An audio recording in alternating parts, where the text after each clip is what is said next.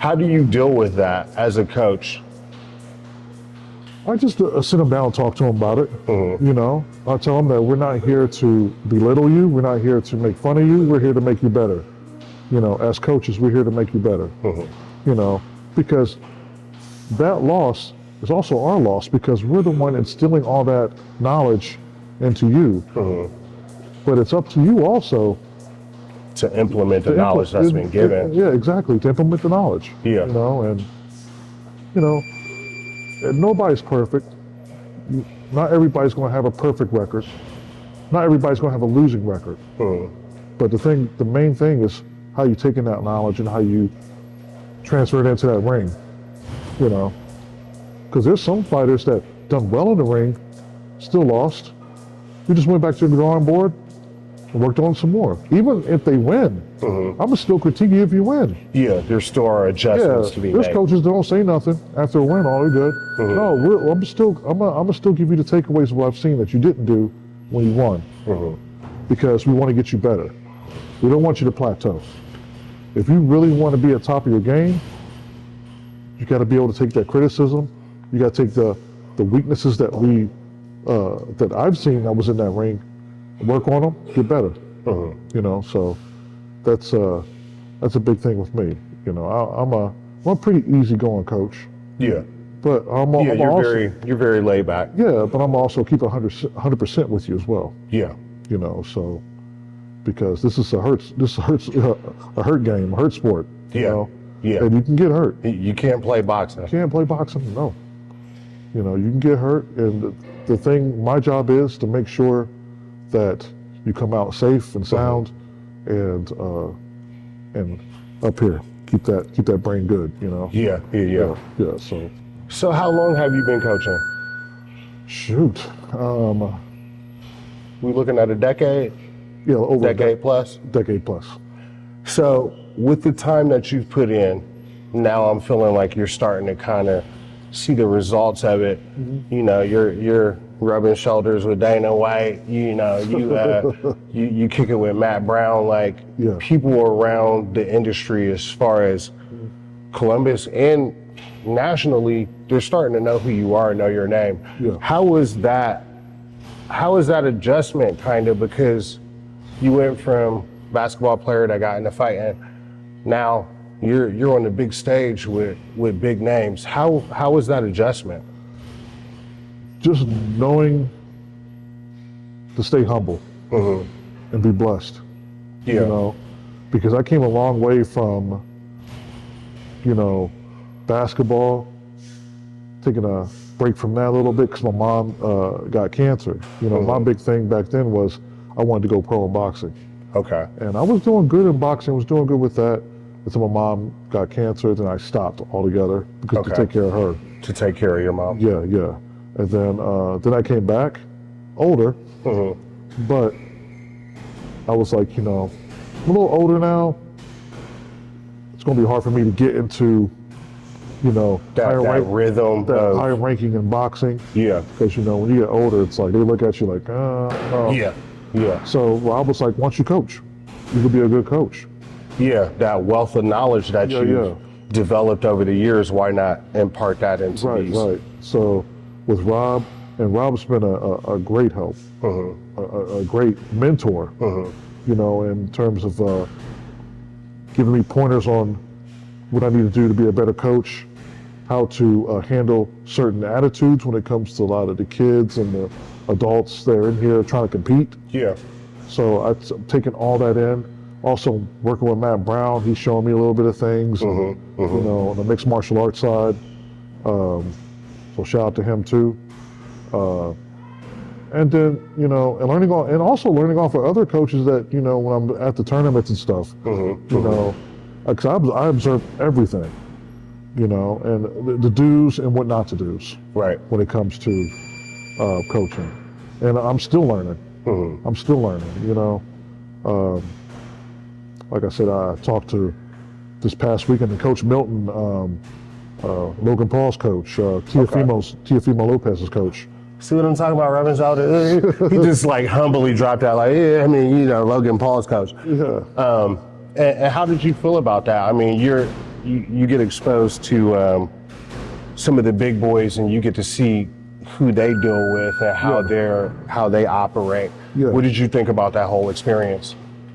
It was a great experience. It was just to be in there in the vicinity with, like I said, Logan Paul, Teofimo Lopez's coach. The Island Boys. Island Boys is there, yeah. Mayweather's camp was there. I didn't get to really talk to them, but I was watching how they were warming their fighters up and the process they go through, what they do to get their fighters ready. So that was pretty neat to see that. So you're still just a sponge getting all of this. Right. The fighting nerds were there. They're really big on YouTube and stuff, and one of the fighters fighting the UFC. So I got to be around them, and it's a very, very good experience to take all that in, but at the same time be humble about it. You know, I'm not going to walk in here and think I'm, the stuff, because I met a few people. Yeah. You always got to remember where you came from and how you started, and that's the most important thing for me. So a lot of your classes that you teach, they aren't just guys like me.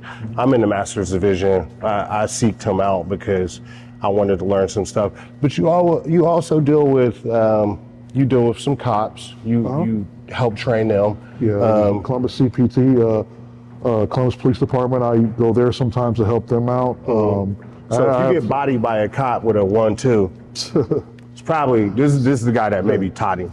Yeah, I have some Columbus police officers come in here during the week and I train them.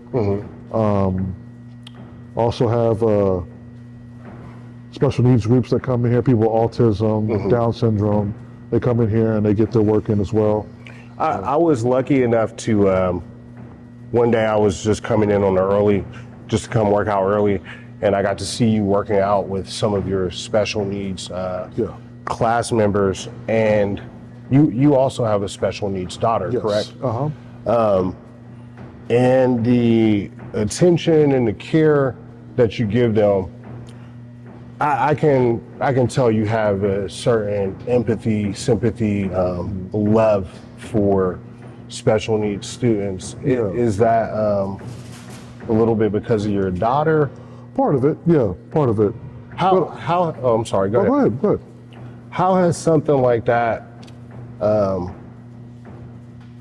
helped develop you as a man?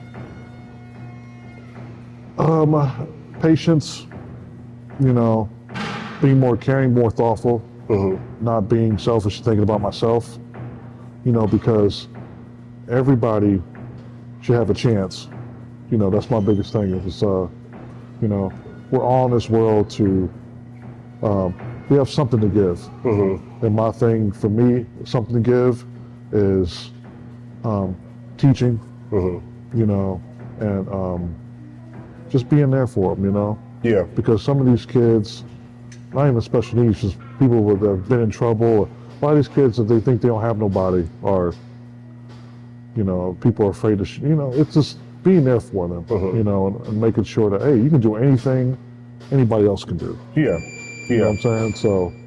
No, I've witnessed you working, and it's like the same type of attention that I feel like I get when we're working out. Just the attention to details and the caring. When I had my fight, like I said, this is my coach.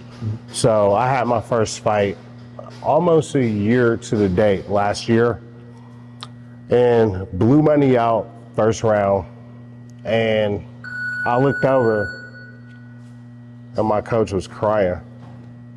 Yeah. I was moved, almost wanted to cry more for that than my knee getting blown out. Like, to look over and to see you, like, crying about it. And then that made me think, like, too, we put a lot of time. Right, because that's what made me think, when that happened, I just thought, you put so much time and effort into getting ready for that fight. Yes. Part of me was instilled in you. And when I seen you hours. And when you fell down, I fell down. I felt that too, though. Yeah. So, when I was on the ground, because when it happened, it's so weird. When you're fighting, the one person you can hear is your coach. As loud as it is, Yeah. you can hear one voice. And I heard coach, Yeah. and I heard you like, get up, Sean, get up, get up, get up. And I think I looked over like, I can't get up. Yeah. And it took a minute, but once the smoke cleared, I like looked over. I don't know if he was trying to be low key about it, but like I looked over and this man was like, Yeah. he was crying. Yeah. And that made me realize it was as much my investment as it was yours too. Yeah. Yeah. Because we spent hours Yeah. in the gym. I was doing like 2 or 3 hours a week Right. for months. Right. And this was the fight that we actually had, but there were like maybe 3 or 4 other fights where they backed out for some reason. Yeah. So we had put months of time into this, and it just moved me that I knew that you cared as much as I did, if not more. Oh yeah. Yeah. It was. How important is it, that relationship between coach and fighter? It's very important because the coach is your biggest supporter. Mm-hmm. You know, he's the cheerleader, he's the supporter, he's the person that's got your back 100%. You're basically going to war, Exactly. and this is your general behind you. Exactly. Because we lay out a game plan, a blueprint of what we're going to do, and and we go out there to try to execute it. So, but yeah, it's definitely, I'm 100% behind all the fighters that I train, behind their back, and I make sure that those guys go out there and perform the best to their ability, so Yeah. that's a big thing for me. And that's another good thing that I love about coaching, is that. Yeah. So- I mean, I could see how it is a very beautiful, because just like fighting, coaching is an art within itself too. Right. The building of the relationship, the trust level. Because if I'm in the ring and you're on the sideline, you're my eyes in the sky. Yeah. If you tell me something like, hey man, when he throws that jab, you need to dip and you need to throw a hook. Right. There has to be a certain level of trust between the fighter and the coach Exactly. to know that, all right, this information that I'm getting is accurate. This is what I need to do. Like, this is the person. And I think that's beautiful. I think you've encompassed that. Like, whenever I'm in the ring and you're in my corner sparring, or even just watching you with other fighters, Yeah. you're pretty accurate in your observation of what needs to be done, what needs to be blocked, how they need to move, Right. and all of that.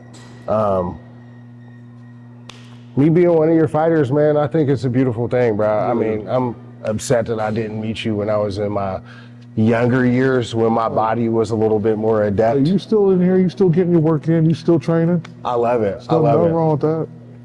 You're only old as you feel, you know what I'm saying? So, Don't tell me that. so A couple of drinks, I might feel like I'm 21 about here, but them knees will be like, Like, slow down, old man. You about to be 45. So, with all the stuff you got going on, you're a nationally known coach. You're developing great fighters, myself included. But what are some of the things that people can come to expect from you? Are you eventually going to create your own gym? Like, what can we look forward to seeing from you? in the future, that's what I would love to do. I know Rob doesn't want me to go anywhere.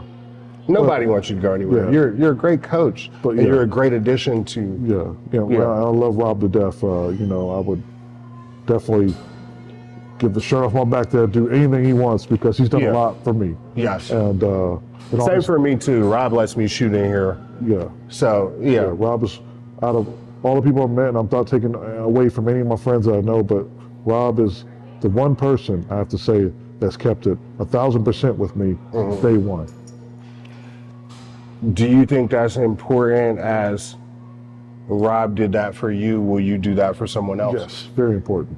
Very important. Each one, teach one type of. Exactly. Yeah. Exactly. You know, everything that I've learned, I want to pour it into the next person, the next fighter, the next coach that is under me. You know, that's very important.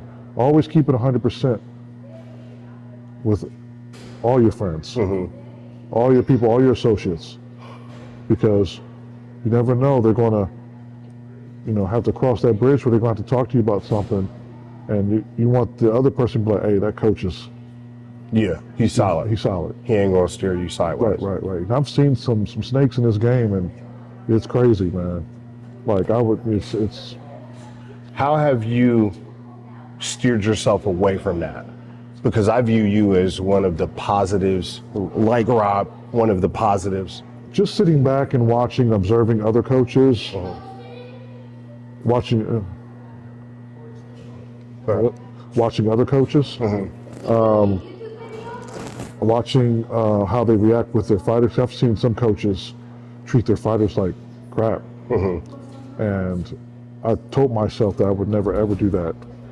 You know, if I have a problem with a fighter, I will sit them down and talk to them. I'm not going to out them in front of everybody. Right. So, yeah.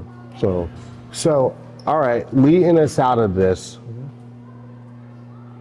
tell me something beautiful. You being a fighter, you being a basketball player, now you're transitioning into being a coach. Tell me something beautiful, just to take us out of here. One quote I loved. Every expert was a beginner. Every expert was a beginner. So you're going to start here, but in that process, you're going to learn things. You're going to develop your own style, things like that, to get where those experts was at. But it's going to take a lot of learning and hours, and a lot of trial and error. So I definitely haven't gotten everything right. I'm still learning. But within that, you got to be patient, because you'll find your own rhythm. Just got to be patient. From all the coaches I've learned from, I'm taking everything in and building my own style. You know, That's what it's all about, though. it's all about. It's all about. Learning the kung fu and then tiger style, Exactly. eagle style. You know, Yeah. 5 deadly venoms, man. I fight them. So, Next time we'll talk about this dude's t-shirt collection and like, oh, the shoe collection. Yeah, that's a good little shoe collection. and he's a sneakerhead. I'm a big sneakerhead, man. So, Yeah. yeah. All right, well, Coach, we got a class about to start. I don't want to hold them up, but I thank you so much No problem, man. for the time. Thank you, know I for the love interview, Coach. man. Much love, much Yeah. love, much love. It's your boy C. Howe. We wrapping it up. Coach TC Hill, Corey, if you want to get in contact with Big Juicy, I'll put his information up. Reach out to him. Best coach in the city. It's your boy. Peace. Peace.